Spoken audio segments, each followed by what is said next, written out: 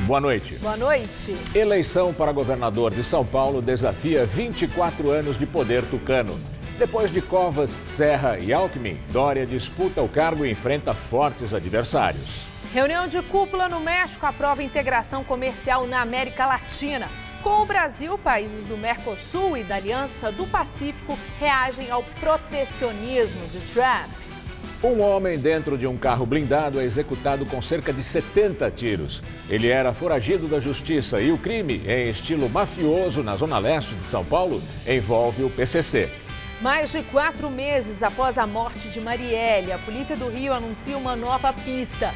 Prisão de ex-PM e ex-bombeiro ligados às milícias pode ajudar a desvendar o caso.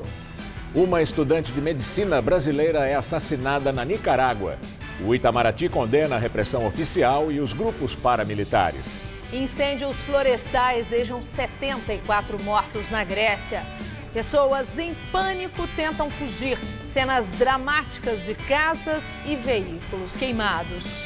O Jornal da Gazeta volta logo depois do intervalo com essas e outras notícias. Até já.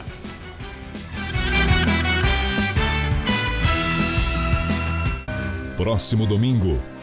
O entrevistado do Hora do Voto é Ciro Gomes, candidato à presidência da República pelo PDT.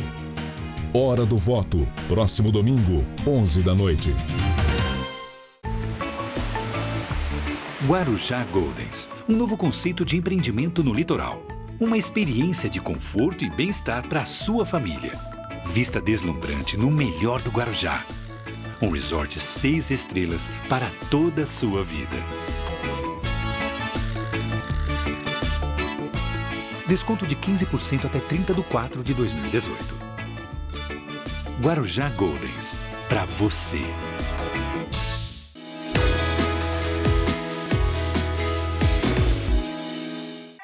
Tá a fim de escrever a sua própria história?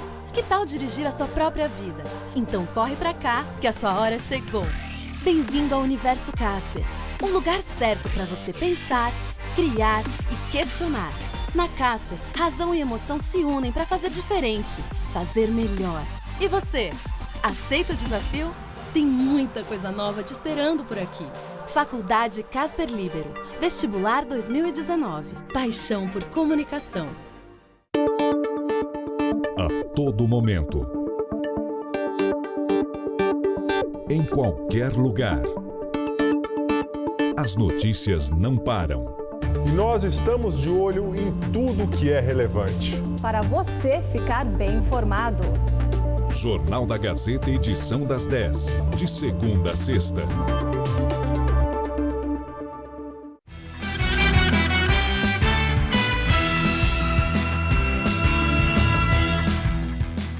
A polícia investiga a execução de um homem ontem à noite no Tatuapé, zona leste de São Paulo. Ele era foragido da justiça e teve o carro atingido por mais de 70 disparos. Imagens de câmeras de segurança mostram o momento em que os criminosos atiraram contra um carro de luxo que estava estacionado em frente a uma casa. Segundo testemunhas, pelo menos 4 homens desceram de 2 veículos e dispararam.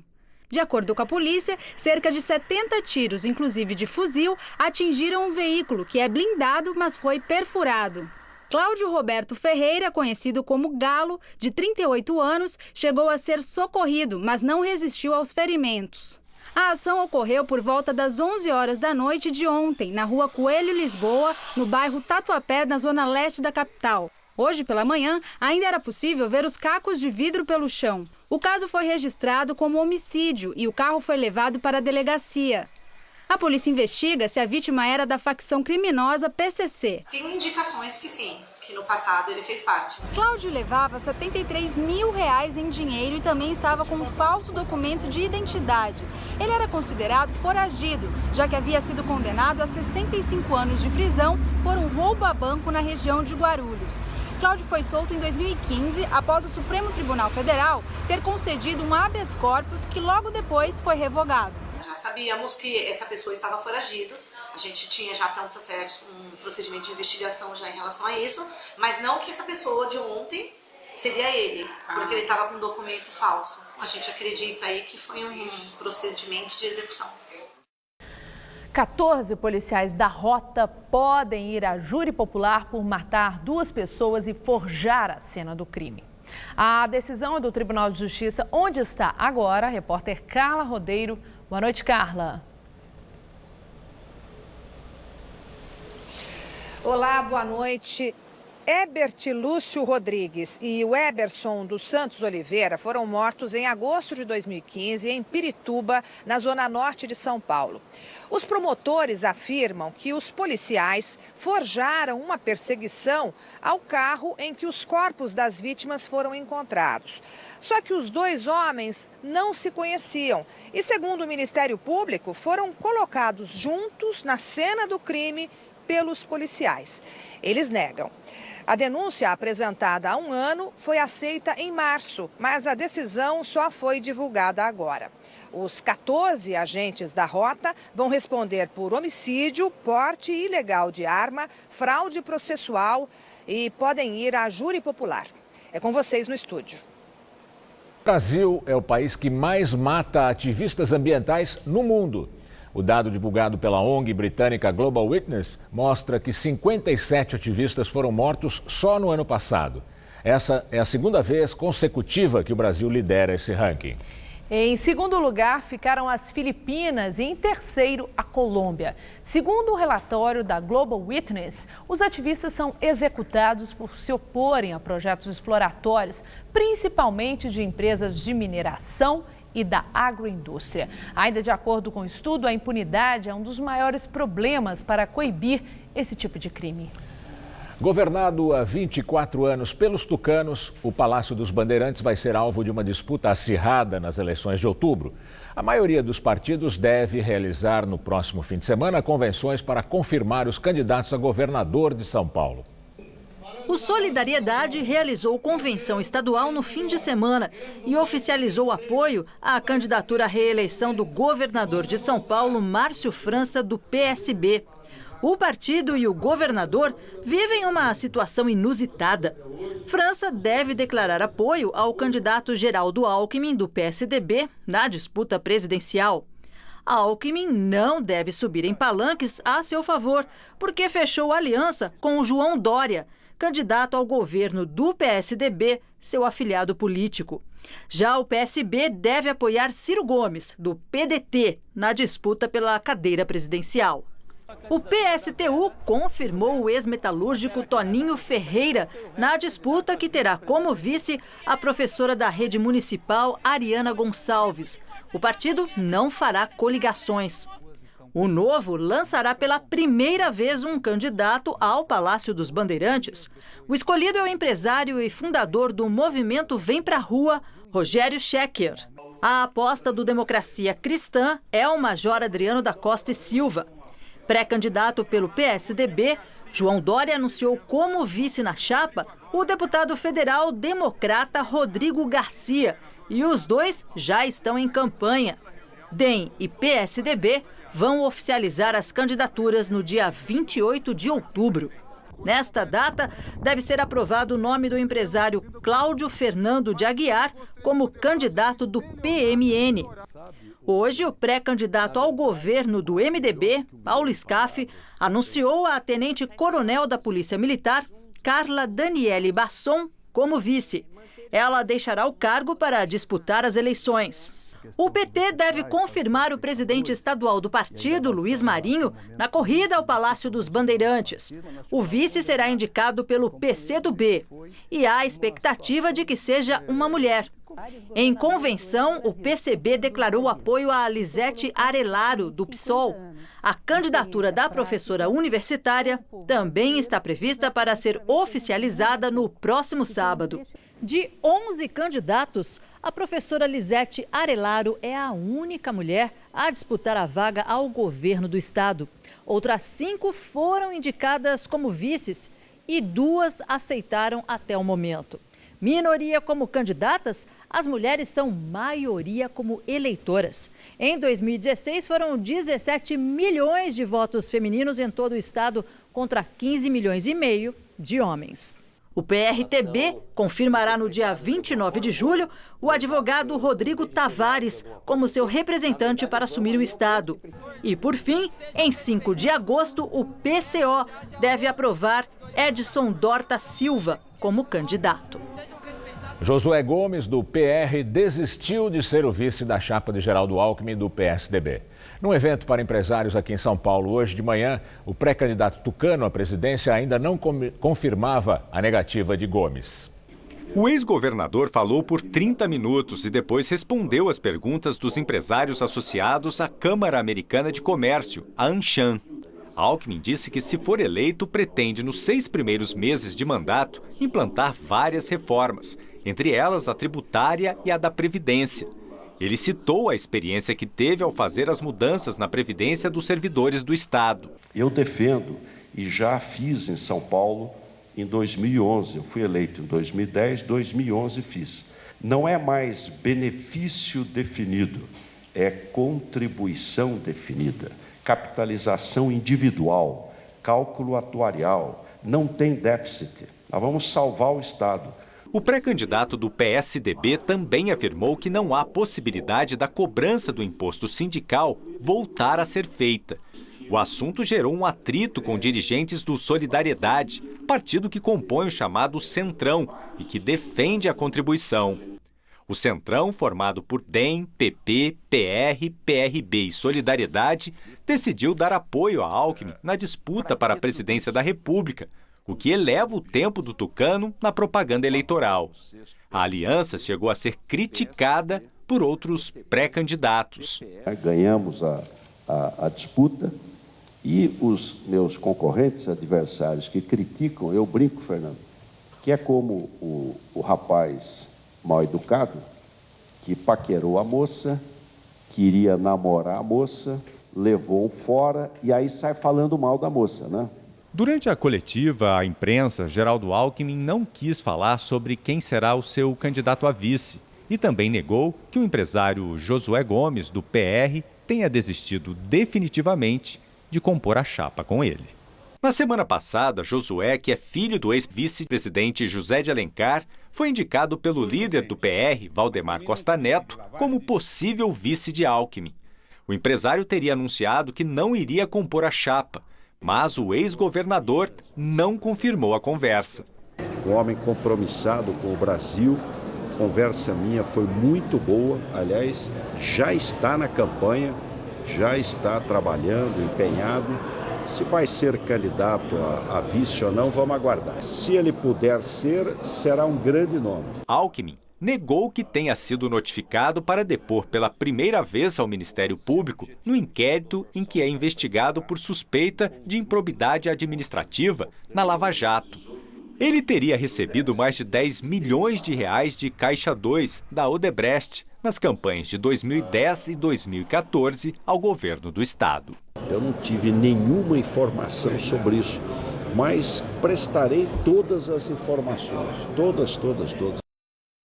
E agora uma correção: DEM e PSDB vão oficializar a candidatura no dia 15 de agosto. E agora vamos ao comentário de política com o José Neumann Pinto. Dá para entender por que o Josué Gomes da Silva de repente virou a noiva mais cobiçada da política brasileira? É um fabricante de camiseta lá em Pirapora, um empresário médio e não tem nenhuma participação política de relevo. Ele mesmo disse isso antes de se encontrar com o Geraldo Alckmin para, segundo todas as informações que estão sendo publicadas, negar a possibilidade de concorrer como vice. O certo é que nós estamos nessa campanha presidencial com dois casos opostos, né? O Alckmin não tem voto e tem apoio.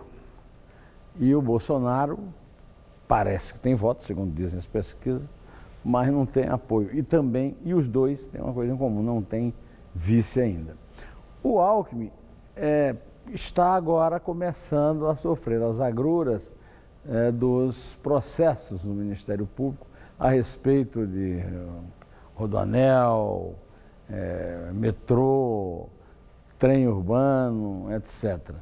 Mas, nesse particular, ele não precisa ser processado para ser acusado de companhia de corrupto. Aquela velha história, o Jesus Cristo disse, diz-me com quem andas e dir-te-ei quem és. Dos que o apoiam, pelo menos 2 não são suspeitos. O Roberto Jefferson e o Valdemar Costa Neto. Não são suspeitos porque já foram condenados. Já cumpriram parte da pena, foram indultados pela Dilma Rousseff e perdoados pelo Supremo. Os outros são todos suspeitos, incluindo ele. Bom, para quem quer apresentar o novo, uma mudança, com aquela conversa mole do PSDB, de que combate a corrupção, que era só do PT e do MDB, para quem já disse que não procura o apoio do MDB, porque o MDB é um partido corrupto, o Alckmin tem bastante corrupto ao lado e isso vai prejudicá-lo bastante na corrida, porque hoje o eleitor brasileiro faz muita questão de 2 coisas, de que se combata a corrupção e de que se prestigia a Lava Jato. Com essa turma toda ao lado, vai ser difícil ele fazer isso que o povo quer. O povo também não quer saber desse negócio de obrigatoriedade para pagar a contribuição sindical. Disso aí, ele pode até se livrar, porque ele acha algum truque para financiar os sindicatos e o Paulinho da Força não pode até não fazer muita questão disso aí. Agora, em relação à corrupção, em relação ao combate à corrupção e ao apoio à Lava Jato, não tem conversa e não tem vice que dê jeito. Eu volto quinta-feira, direto ao assunto. Até. Daqui a pouco, Maria Lídia Flandoli entrevista o deputado estadual Pedro Tobias, presidente do Diretório Estadual do PSDB, sobre as eleições. Um incêndio na cobertura de um prédio comercial no Itaim Bibi, na zona oeste da capital, assustou funcionários e moradores da região.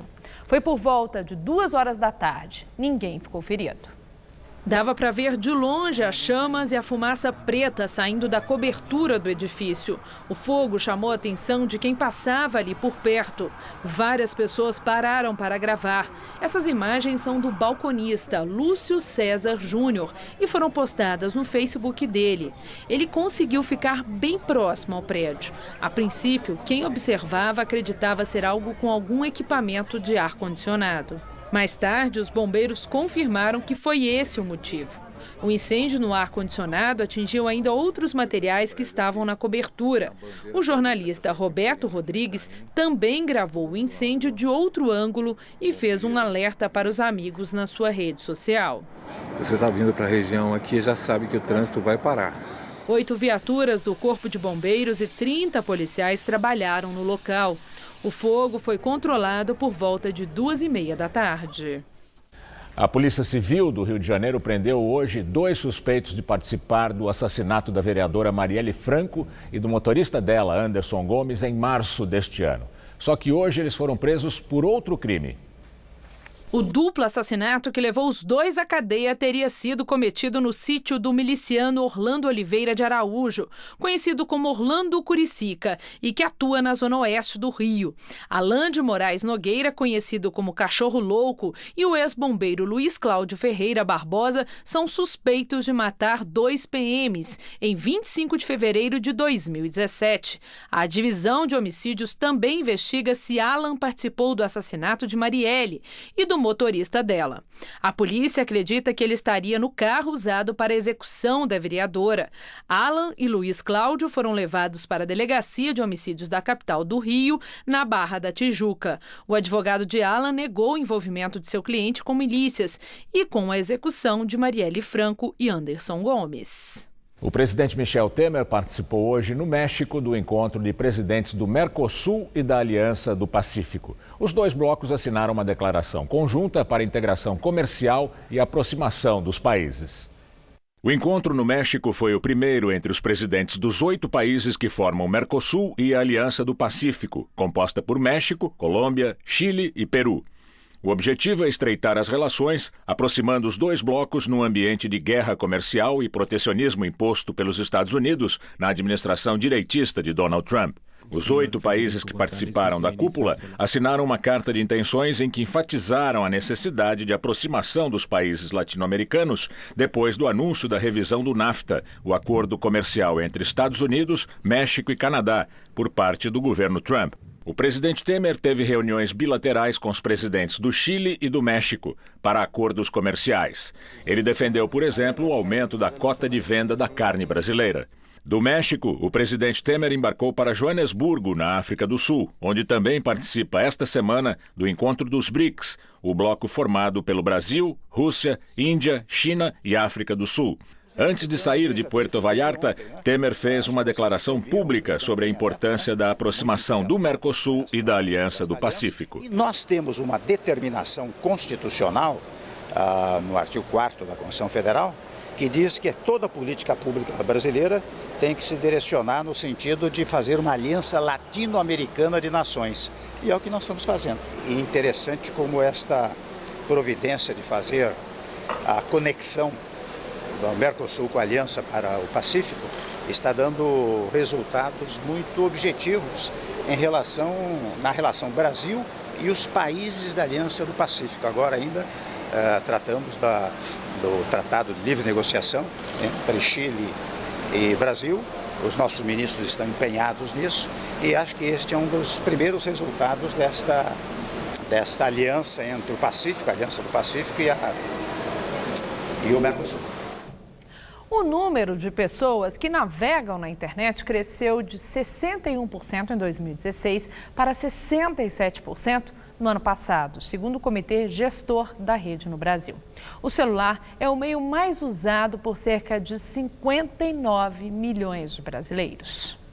Desde que a pesquisa começou em 2005, é a primeira vez que o uso exclusivo de smartphones para acessar a internet ultrapassou o daqueles que combinam o computador e o celular. 49% dos entrevistados usam só o smartphone para navegar, contra 47% que usam o telefone e o computador. O número de brasileiros conectados cresceu 6% no ano passado. Foram feitas entrevistas em 23 mil domicílios em todo o país entre novembro de 2017 e maio de 2018. Segundo os dados divulgados hoje, em números absolutos, 120 milhões e 700 mil brasileiros acessam a rede. O estudo aponta ainda que o acesso à internet está presente em 30% dos domicílios de classe D e E. Nas classes A e B, atinge, respectivamente, 99% e 93% dos entrevistados. As atividades mais mencionadas no uso da internet são o envio de mensagens, com 90%, e acesso às redes sociais, 77%. O deputado afastado Paulo Maluf, do PP, deve registrar a candidatura para a reeleição. A informação é do jornal O Globo. Maluf, de 86 anos, que está em prisão domiciliar em São Paulo, diz que não pretende voltar ao Congresso porque não tem mais saúde para ir a Brasília, mas que pode registrar a candidatura para impedir que outros políticos usem seu número de candidato para, segundo ele, ludibriar o eleitor, o que seria estelionato eleitoral. Em 2014, Maluf chegou a ser barrado pela lei da ficha limpa, mas recorreu e depois da eleição o TSE autorizou a posse. O ex-governador Sérgio Cabral, do MDB, foi mandado para a solitária em Bangu. De acordo com a Secretaria de Administração Penitenciária do Rio, Cabral foi transferido por determinação do promotor André Guilherme, que fazia uma inspeção na ala em que o governador estava. O promotor considerou que Sérgio Cabral demorou para sair da cela e não se colocou de cabeça baixa e de frente para a parede, conforme a ordem que recebeu. De acordo com a Secretaria de Estado da Administração Penitenciária do Rio, a posição ordenada por André Guilherme normalmente é adotada durante as inspeções. Segundo a defesa do ex-governador, Cabral teria questionado a necessidade da medida e logo depois foi mandado para o isolamento. Ele ficou na solitária por cerca de 5 horas. O advogado do ex-governador disse que vai fazer uma reclamação ao Conselho Nacional do Ministério Público contra André Guilherme por abuso de autoridade e deve entrar também com uma ação indenizatória contra o promotor. Sérgio Cabral é corrupto, não há dúvida. Está preso e condenado como manda a lei. Não há muito o que discutir. Mas é preciso algum cuidado com excessos e demonstrações de pequeno poder de autoridades que têm sido cada dia mais comuns no Brasil. Na Arena Romana, a torcida era sempre pelas feras contra os escravos. Houve gente aqui no Brasil que se regozijou com a cena de Cabral algemado nas mãos e nos pés. Um evidente abuso evitado depois. Agora, mais um exemplo de que as nossas cadeias não são mantidas para o puro e simples cumprimento da pena. São instituições para humilhar, submeter, espezinhar homens já condenados. Isso era mais difícil da gente perceber quando só havia presos, pobres e putas, como dizia Ulisses Guimarães.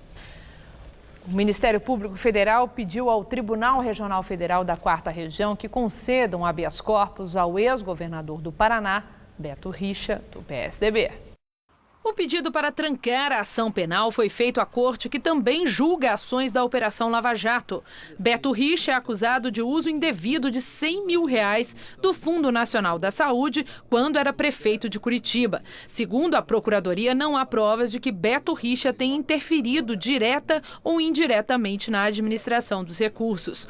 Outro inquérito contra o Tucano na Justiça Eleitoral foi recentemente devolvido ao juiz Sérgio Moro.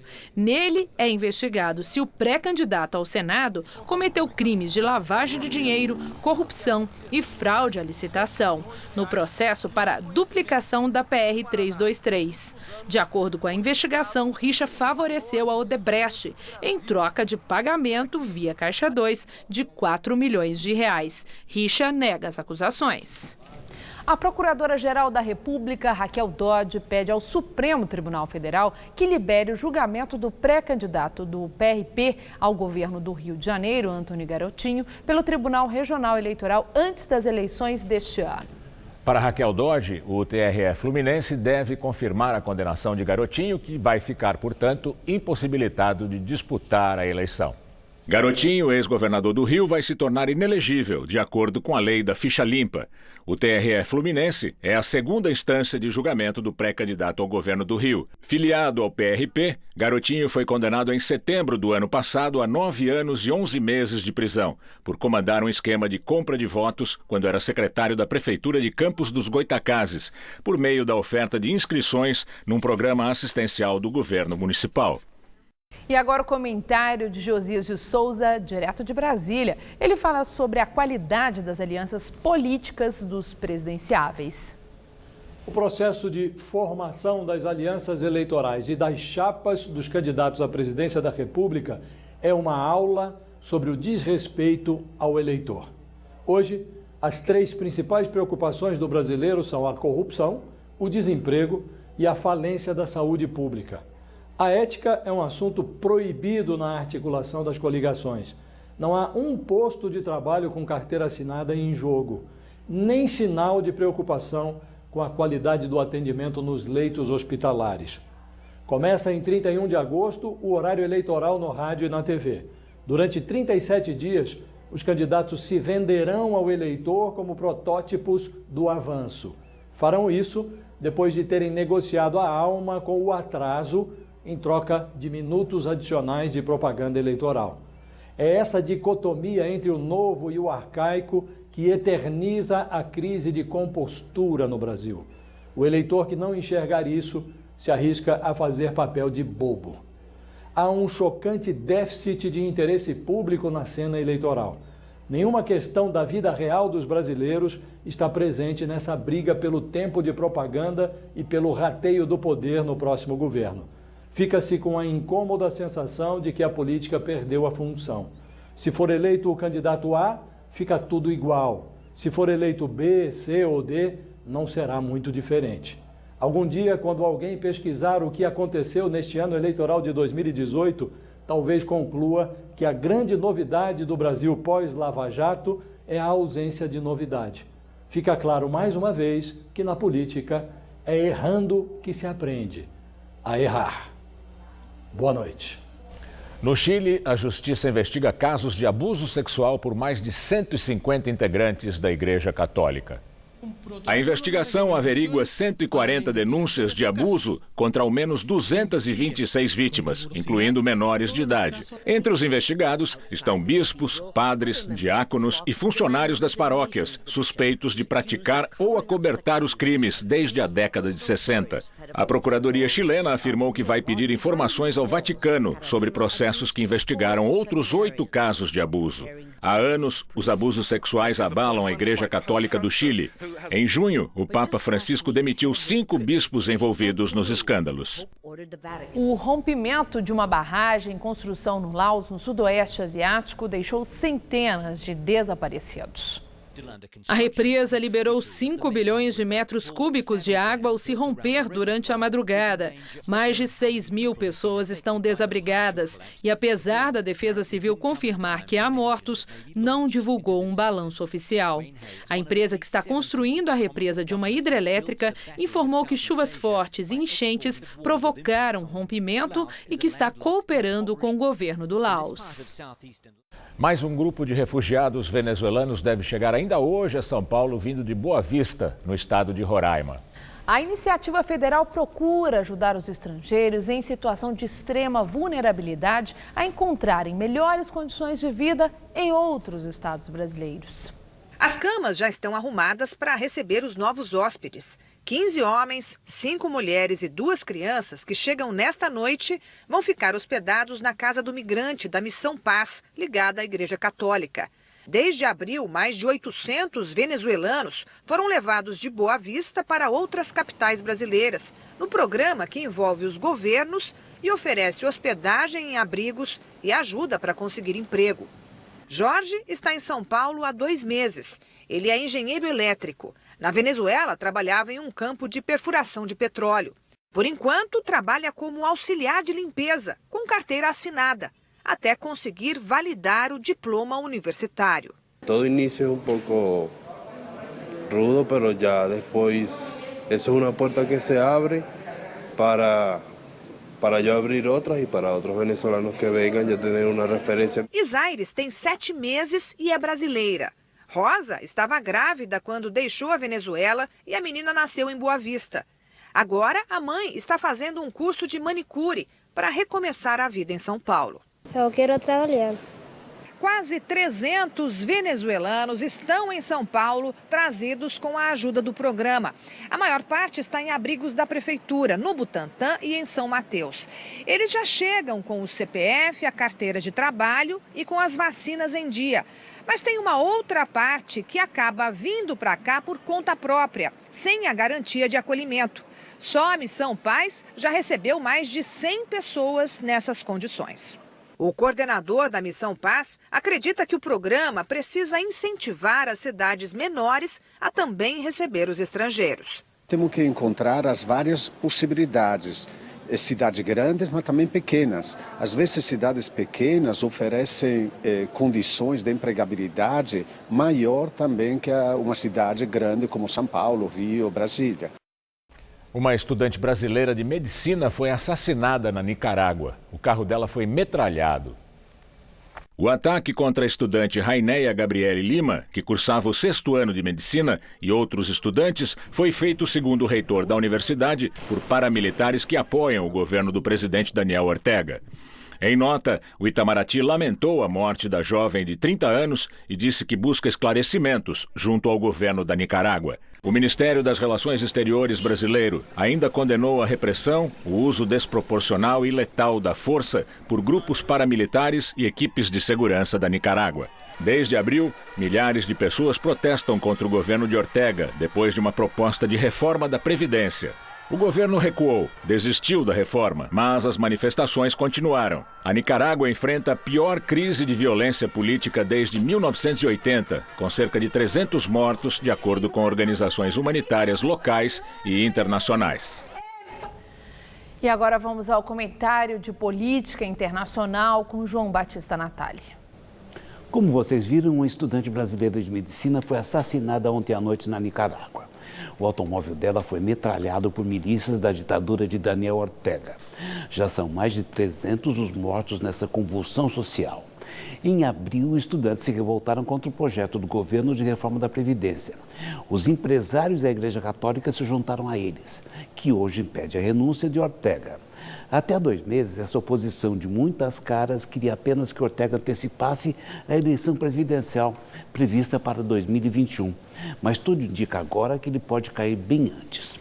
Daniel Ortega hoje controla o executivo, o parlamento e, como na Venezuela de Nicolás Maduro, ele também controla o judiciário. O curioso é que Daniel Ortega hoje sufoca uma Nicarágua que há muitos anos ele ajudou a libertar.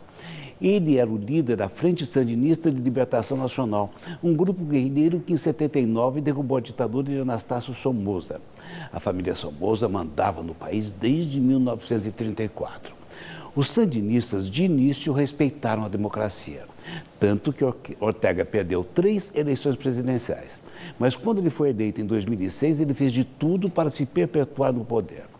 Com apenas 6 milhões de habitantes, a Nicarágua é, depois do Haiti, o país mais pobre do hemisfério. Cresceu no ano passado 4,5%, o que é uma gota d'água em meio a uma miséria que sobrevive com a exportação de café e de carne. Ortega assinou em 2013 um tratado com um grupo chinês para a abertura de um canal que vai concorrer com o Canal do Panamá. As obras ainda não começaram, mas as expropriações de terra jogou os camponeses para a oposição. É um país onde a lua tem a cor de um osso, segundo Miguel Ángel Astúrias, nicaragüense e Prêmio Nobel de Literatura de 67. A Nicarágua não é violenta só porque matou a brasileira. O governo, com as suas milícias, também deram recentemente uma surra no Núncio Apostólico. Isso mesmo, o embaixador do Vaticano em Manágua, o representante do Papa Francisco. É assim que o mundo gira. Boa noite. O governo direitista de Israel anunciou hoje que derrubou um avião militar sírio que invadiu 2 quilômetros do espaço aéreo israelense. O incidente foi na região das colinas do Golã. Não se sabe se havia 1 ou 2 pilotos a bordo. Israel usou mísseis americanos para derrubar o avião russo. O governo sírio informou que o caça participava de operação contra rebeldes no sul do país que lutam contra o presidente Bashar al-Assad. Os sírios negam que o avião tenha invadido o espaço aéreo israelense.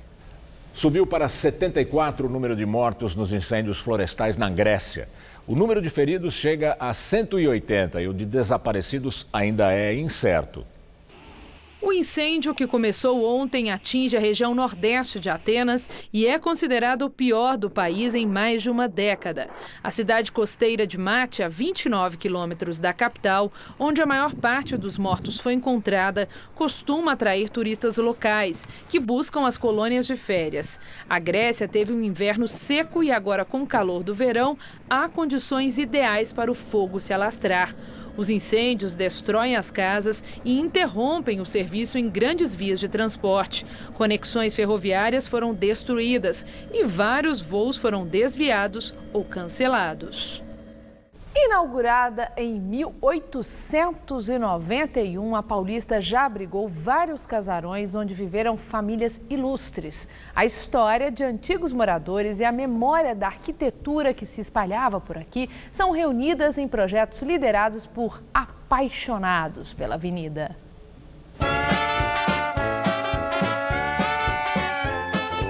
Uma viagem ao passado. Imagine se de repente tivéssemos a chance de passear na Avenida Paulista lá pelos idos de 1900. Já imaginou? Pois o Marcos pensou nisso. Apaixonado por história e computação gráfica, há 5 anos começou a reconstruir na tela a Paulista de antigamente, a dos casarões, que vieram antes dos arranha-céus de hoje. Você não pega uma casa que não tem o dono, que não seja um nome de rua, que não seja um nome de praça, que não seja o nome de um prédio. Então, assim, essas pessoas fizeram muita interferência na cidade inteira. Não só eram ricas. Marcos fez um trabalho quase que de detetive. Buscou informações na prefeitura, em livros, jornais antigos e publicou na internet o site Janelas da História, com cerca de 40 casarões até agora. Com o tempo e com o agregado de pessoas à página e tudo, começou a aparecer famílias. Pesquisa e uma boa dose de imaginação ajudam a voltar nesse passado. Mas Para resgatar essa história, a gente tem que falar com as famílias, essas lembranças. E por isso que a gente veio na casa da Marina Petrella Andraus. Na família eram 4 casarões na Avenida Paulista. Qual delas você morou? 149, dos 5 anos até 20, quando casei.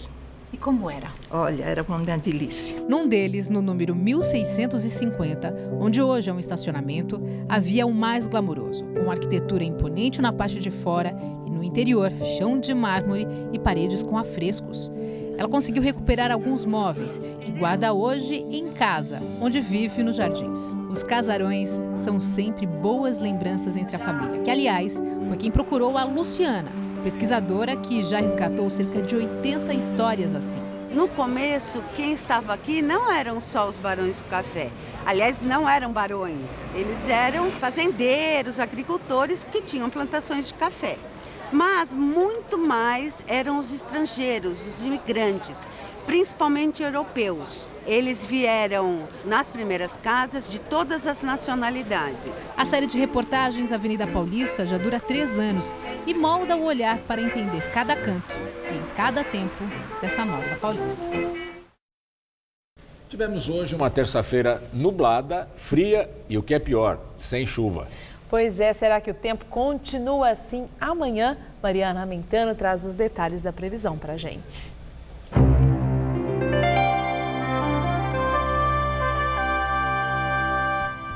De acordo com a meteorologia, todo o sul e o leste do sudeste seguem com temperaturas amenas e muita nebulosidade.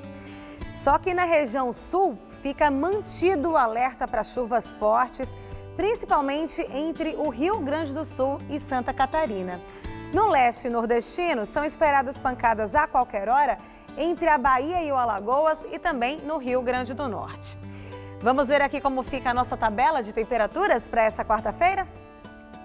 Olha só, na capital gaúcha, mínima de 11 e máxima só de 15 graus amanhã, com tempo bastante chuvoso. Assim como em Floripa, onde a máxima não deve passar dos 18 graus à tarde. Já em Campo Grande, o sol brilha forte e faz um calorão na casa dos 31 graus. E na capital baiana, pode chover a qualquer hora do dia e os termômetros ficam entre 22 e 27 graus. E o calor continua aqui em São Paulo, só no interior, onde o sol ainda predomina, sem muita nebulosidade. Já na faixa mais ao leste, a umidade marítima trazida pelos ventos favorece a formação de muitas nuvens, o que mantém a temperatura ainda amena, mas não há expectativa de chuva não. Amanhã, a máxima ainda bate na casa dos 29 graus em Votuporanga e em Presidente Prudente e dos 30 graus em Presidente Bernardes. Já em Franca, o dia fica mais fresquinho, com temperaturas entre 14 e 25 graus. E faz 25 graus também à tarde ali nas cidades de Campinas e Sorocaba. E vai esquentando gradualmente aqui na capital nesses próximos dias, viu? Nessa madrugada teremos mínima de 13 e máxima amanhã à tarde na casa dos 23 graus, com poucas aberturas de sol. Aí na quinta, os termômetros devem ficar entre 12 e 25 graus, com o tempo mais aberto e esquenta mais na sexta-feira, com máxima na casa dos 27 graus. Pela primeira vez em 6 anos, o Brasil ficou fora da lista de finalistas de melhor jogador do mundo, que foi anunciada hoje pela FIFA. Depois da derrota na Copa da Rússia, Neymar nem apareceu na lista dos 10 indicados. A única representante brasileira é a jogadora Marta, que foi indicada pela 14ª vez ao prêmio de melhor do mundo entre as mulheres e concorre ao 6º título da carreira dela. A lista da FIFA, divulgada hoje em Zurique, na Suíça, inclui entre os jogadores homens nomes como Salah, Harry Kane e os campeões do mundo pela França, Mbappé, Griezmann e Varane, além dos sempre concorrentes Lionel Messi e Cristiano Ronaldo, que já ganharam o prêmio 5 vezes cada um. A premiação ocorre no dia 24 de setembro em Londres. E a única representante do Brasil é a jogadora Marta, que figura na lista das 10 melhores do mundo pela 14ª vez na carreira. A brasileira já venceu o prêmio de melhor do mundo 5 vezes e tenta, neste ano, o 6º troféu da carreira dela. Badalado pela mídia brasileira antes da Copa, o técnico Tite da seleção brasileira também ficou fora da lista de melhores técnicos da FIFA, que tem nomes como os franceses Didier Deschamps e Zinedine Zidane. A arrecadação de impostos no mês de junho foi a melhor dos últimos 3 anos, segundo a Receita Federal. Houve um aumento real de 2,01%, totalizando 110 bilhões 855 milhões de reais. Em relação ao ano passado, esse é o 7º mês seguido de crescimento das receitas do governo. As perdas da arrecadação com a paralisação dos caminhoneiros foram compensadas pelo aumento das receitas de royalties do petróleo. Na entrevista do dia com Maria Lídia Flandoli, os acertos finais da campanha do PSDB. Entrevisto o presidente do Diretório Estadual do PSDB, Pedro Tobias, que é deputado estadual no 5º mandato. Muito obrigada, deputado, por estar conosco. Obrigado, Maria Lídia. Essa segunda, terceira vez, agradeço. Obrigada. Bom, a coordenação de campanha de Geraldo Alckmin tem reiteradamente repetido, tem falado muito que Alckmin é a liderança política mais competente para promover as mudanças que o país precisa. Pedro Tobias, acontece que todos os candidatos falam a mesma coisa de si próprios. No que é que Alckmin é diferente dos demais? Porque Alckmin pode mostrar em São Paulo, foi 4 mandatos, e não pode ser todo o problema que aconteceu nos últimos 2 anos. São Paulo continuou em pé, caiu obra, velocidade, mas não pararam. E funcionário está recebendo o salário deles. O único estado brasileiro continua de pé. Essa é uma prova, porque não adianta falar, mas Geraldo pode mostrar também. Trabalhou com seriedade. Agora está falando tanto da Previdência. Ele aprovou o projeto de Previdência em São Paulo em 2011. Mas, como Geraldo fez muitas coisas, mas não fala que ele fez. Sim. Agora falam também que Alckmin tem biografia. Na campanha dele, o comando de campanha fala, Alckmin tem biografia. Quem não tem biografia? Todo mundo tem uma história. Eu te pergunto isso porque essas frases de efeito, elas são genéricas e elas podem resultar numa campanha vazia. Isso preocupa? Não, eu discordo, porque uma pessoa foi eleito 3 vezes, primeiro turno, acho que 2 vezes primeiro turno, e governador de São Paulo não é vazio.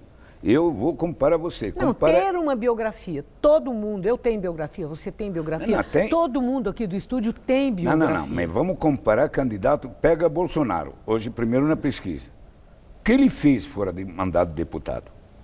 Isso pergunto para a população. O que ele fez? E ele primeiro na pesquisa em São Paulo. Hoje nós está passando o país uma situação tanto complexa, pior que a época de Collor. Espero que a população depois comece a propaganda eleitoral. Pode ser que não é ideal. O Geraldo tem defeito dele, igual tudo nós. Mas de quadro que nós temos, a meu ver, mais preparado para governar, precisa pacificar o Brasil. Agora, então, o que acontece? Precisa pacificar o país, porque país dividido, o nosso ou contra nós.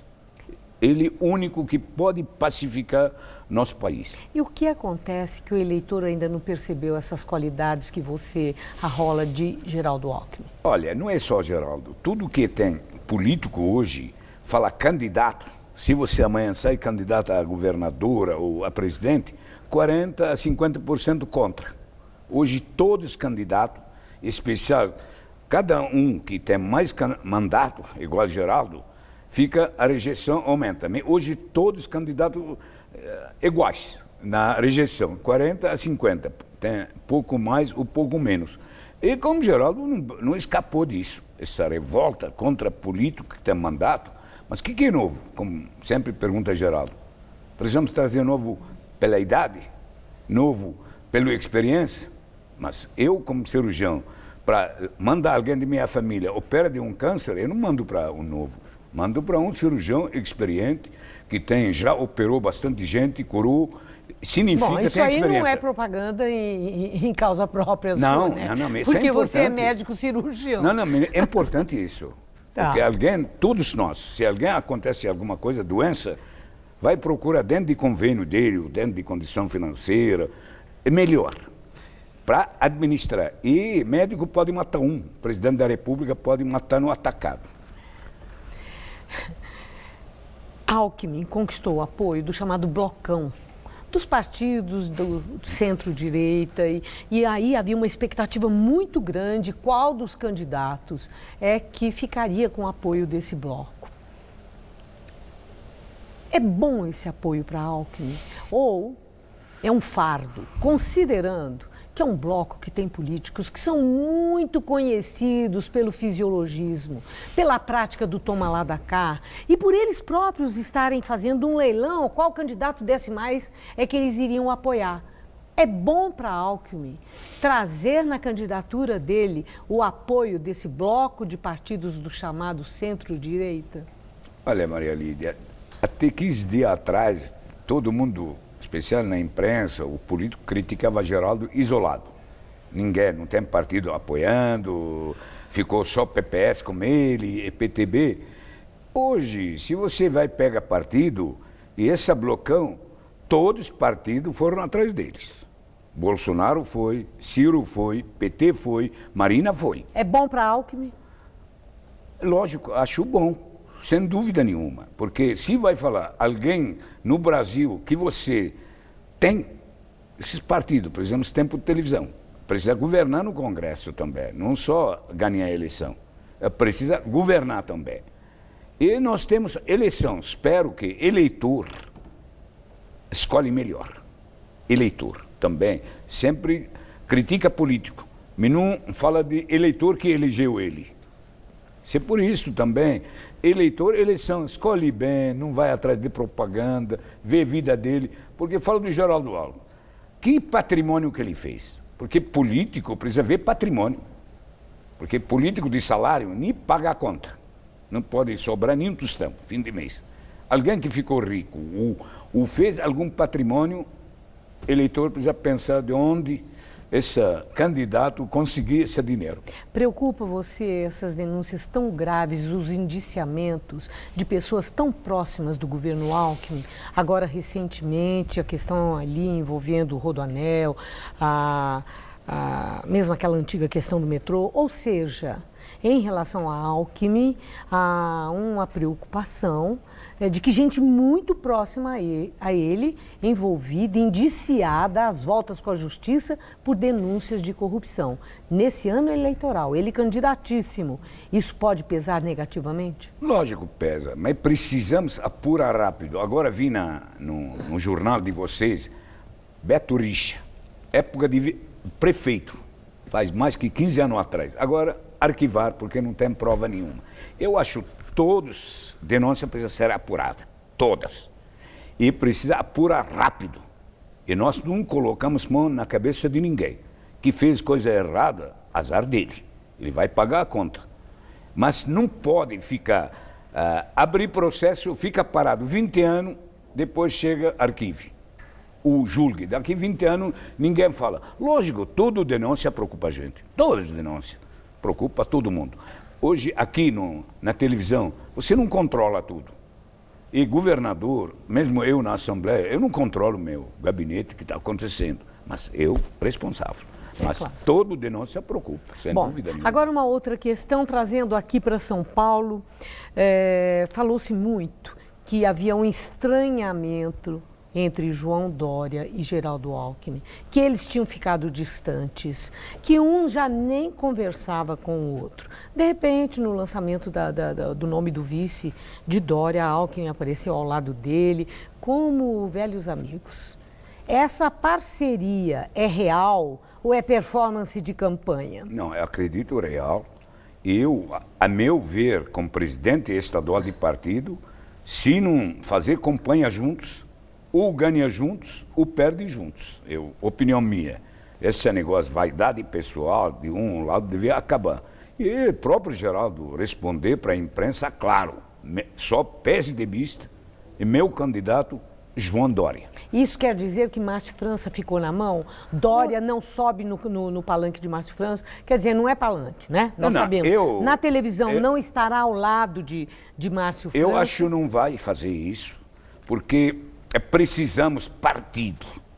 Eu, como presidente de partido, vou defender palanque único. Não podemos ser palanque de um lado.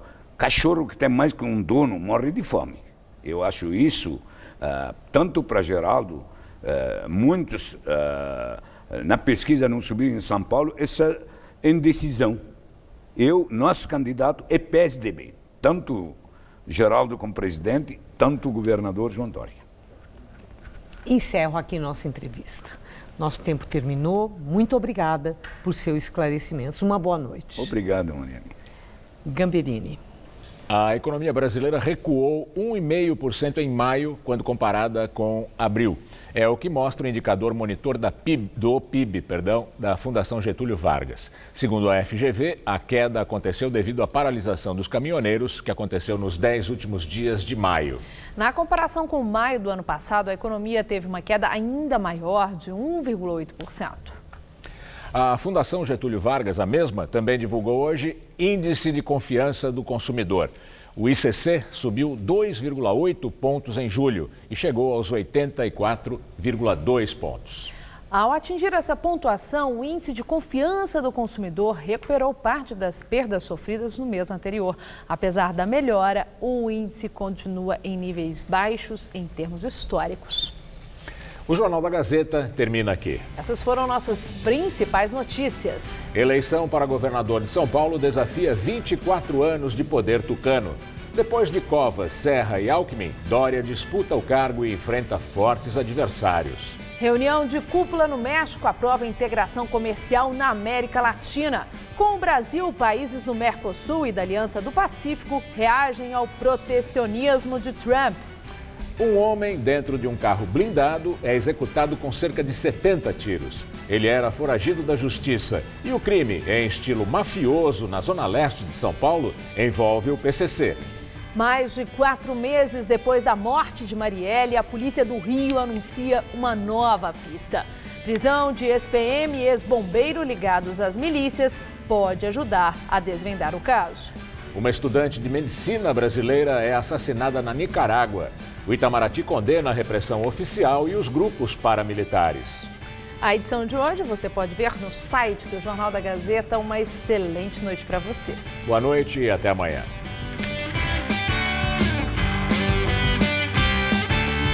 Próximo domingo, 11 da noite, em Hora do Voto, Maria Lídia entrevista o candidato à presidência da República pelo PDT, Ciro Gomes.